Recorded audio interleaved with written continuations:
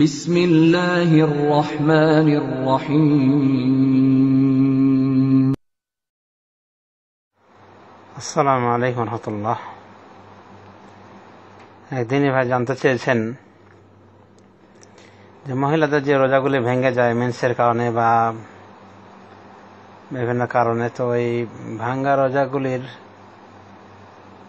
কাজাগুলি কি করার সময় যদি কারোর 5টা-6টা রোজা ভেঙে থাকে মেন্সের কারণে, তো এই রোজাগুলির কাজা আদায় করে যদি শাওয়াল মাসে, আর যদি 6টা রোজা হয় তো এই শাওয়ালের 6টি রোজার পক্ষ থেকে এটা যথেষ্ট হবে কিনা, সব পাওয়া যাবে কিনা শাওয়ালের 6টি রোজার। তো এ বিষয়ে কথা হলো যে বিষয়টা বিতর্কিত। আমাদেরকে আগে জানতে হবে রাসূলুল্লাহ সাল্লাল্লাহু আলাইহি ওয়াসাল্লাম শাওয়ালের রোজা বিষয়ে কি বলেছেন। রাসূলুল্লাহ সাল্লাল্লাহু আলাইহি ওয়াসাল্লাম বলেন, আইয়ুব আনসারী থেকে বর্ণিত হাদিস, মান সামা রমাদানা সুম্মা আতবাহু সিত্তাম মিন শাওয়াল, যে ব্যক্তি রমজান মাসে রোজা রাখার পরে শাওয়ালের 6টি রোজা রাখবে এর সাথে, কানা কাসিয়ামিদ দাহর, তার এই রোজা রাখার পদ্ধতিটি সারা বছর রোজা রাখা বলে গণ্য হবে, মানে সে যেন সারাটি বছর রোজা থাকলো। মুসলিম শরীফের হাদিস। তো এই মুসলিম শরীফের হাদিস থেকে জানা যায় যে আগে রমাজানের রোজা রাখতে হবে, সুতরাং যার কাজা রয়েছে তাকে আগে কাজা আদায় করতে হবে, তারপরে রমাজানের কাজা আদায়ের পরে শাওয়াল মাসের 6টা রোজা রাখতে হবে, তাহলে এই সবটা পাবে। হাদিসের বাহ্যিক অর্থ এদিকে ইঙ্গিত করে। এমনকি নাসাই শরীফে অনুরূপভাবে মুসনাদ আহমদের হাদিসে এটা ভেঙে বলা হয়েছে যে কিভাবে 12 মাসে রোজা রাখা হলো। তো 10 মাসের রোজা ধরা হয়েছে রমজান মাসের মাধ্যমে এবং বাকি 2 মাস ধরা হয়েছে এই 6টি রোজার মাধ্যমে। অতএব গাণিতিক হিসাব নবী সাল্লাল্লাহু আলাইহি পক্ষ থেকে গাণিতিক হিসাব থেকেও প্রমাণ যে আগে কাজা আদায় করতে হবে, তারপরে এই শাওয়ালের 6টি রোজা রাখলে সে এই সব লাভে ধন্য হবে যে সারা বছর তার আমলনামায় রোজা গণ্য হবে, লেখা হবে। কিন্তু যে ব্যক্তি কাজা আদায় করলো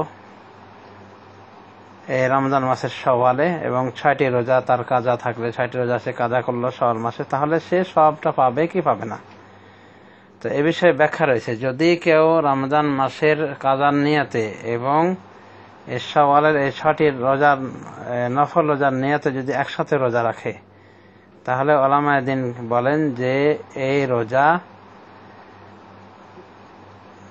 কোনোটাই হবে না। কেউ বলেছেন যে কোনোটাই হবে না, না ফরজ হবে না নফল হবে, আর কেউ বলছেন নফল হবে ফরজ হবে না, কেউ বলছেন ফরজ হবে নফল হবে না। তার মানে বিতর্কিত বিষয়। তবে আরেকটি পদ্ধতি হলো যে শুধু রোজাটা রাখলো, কাজা রোজা, নফলে কোনো নিয়ত জড়িত করেনি, তাহলে এই অবস্থায় কাজা রোজা অবশ্যই আদায় হয়ে যাবে। তবে শাওয়ালের 6টি রোজার সব পাবে কিনা, কারণ সে 6টি রোজা রেখেছে, কারণ তার ভাঙ্গা 6টি রোজা ছিল বা 7-8টা রোজা ছিল, তার মধ্যে 6টা রোজা তার শাওয়ালে রাখা বলে গণ্য হলো, যেহেতু শাওয়ালে সে রেখেছে এবং বাকি 2টা আরো অন্যান্য কাজ আদায় করেছে। তো শাওয়ালে যে 6টি রোজার কথা বলা হয় সেটা সে পাবে কিনা সে সবটা। তো কিছু কিছু উলামায়ে দ্বীন বলেন যে সবটা পাবে, তবে পূর্ণাঙ্গ সব পাবে না, কারণ হাদিসের ভাষা এদিকে ইঙ্গিত করে না, বরং রাসূলুল্লাহ সাল্লাল্লাহু আলাইহি ওয়াসাল্লাম বলেছেন যে ব্যক্তি রমজান মাসে রোজা রাখবে এরপরে শাওয়ালের 6টি রোজা রাখবে তার সাথে, সে ব্যক্তি যেন সারাটি বছর রোজা থাকলো। তো যেহেতু সে রমজানেরই রোজা রেখেছে এবং কাজাটাও আদায় করেছে ওই শাওয়ালের ভিতরে, আর শাওয়ালের পৃথক কোনো রোজা রাখেনি, অতএব রমজানের মধ্যেই সে সীমাবদ্ধ থাকলো, অতএব তার দ্বারা ওই সারা বছরের রোজার সব আশা করা যায় যে সে সারা বছর রোজার সব পাবে। তবে এমনি শাওয়াল মাসের যে 6টি রোজার একটা সব এটা পেয়ে যাবে কেউ কেউ বলেছেন, তবে নাকেস ভাবে পাবে, মানে অপূর্ণাঙ্গ ভাবে। অতএব এভাবে জড়িত না হয়ে, ঘোলামেলা না করে পৃথক পৃথক ভাবে ফরজের নিয়তে আগে ওই কাজাগুলি আদায় করতে হবে, রমাদানের ভেঙে যাওয়া রোজাগুলি, এবং এরপরে শাওয়ালের 6টি রোজা রাখলে হাদিসের বাহ্যিক অর্থের সাথে মিল করা হলো এবং আশা করা যায় যে এর সব মিস যাবে না। এর আমলনামায় 12টি মাস রোজা গণ্য করা হবে, লিপিবদ্ধ করা হবে। পক্ষান্তরে যে শুধুমাত্র রমাজানের কাজাটাই আদায় করলো, কিন্তু শাওয়ালের আলাদাভাবে রোজা রাখলো না, বরং ফরজটা আদায় করেছে শাওয়ালের ভিতরে, সেটা 6টা হোক 7টা হোক যাই হোক, তো সে ফরজের অবশ্যই সওয়াব পাবে, কিন্তু